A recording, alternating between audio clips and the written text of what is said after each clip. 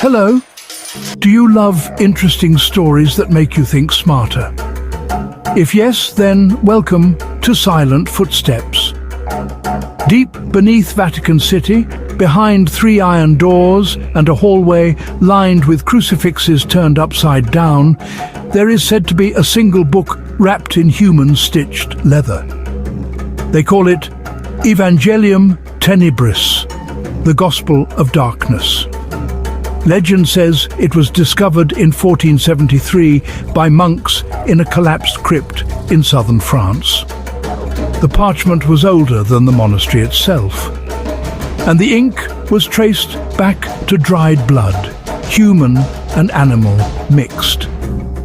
Every page was written in a language no one had ever seen before, but anyone who stared at the symbols long enough claimed they began to understand it without translation. The first monk who read it, Brother Elian, locked himself in the chapel for 7 nights. He stopped eating, he stopped sleeping, and on the 8th night he slit his tongue in 2, whispering, "He's coming to finish what was started." The church seized the text immediately. They called it unholy scripture. Every priest who attempted to destroy it either vanished, went mad, or died suddenly, as if the book defended itself. Even fire refused it. The flames bent around the parchment like wind around stone. In 1732, a Jesuit linguist finally managed to translate the first page.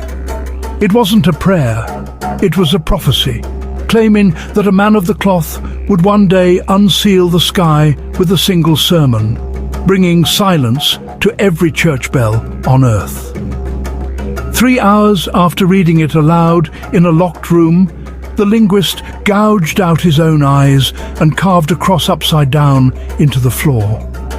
The book was then placed in a steel reliquary lined with consecrated silver. The Vatican called for an oath. No pope, no cardinal, no human was ever to speak its name again. But in 1999, a night guard swore he heard chanting from that chamber. When he approached, he found the steel case glowing faintly, and the chanting wasn't Latin. It was his own voice whispering back at him. To this day, the book remains sealed, but some archivists believe the text rewrites itself, waiting for the right reader. Some stories are never told because they were never meant to be heard. Subscribe to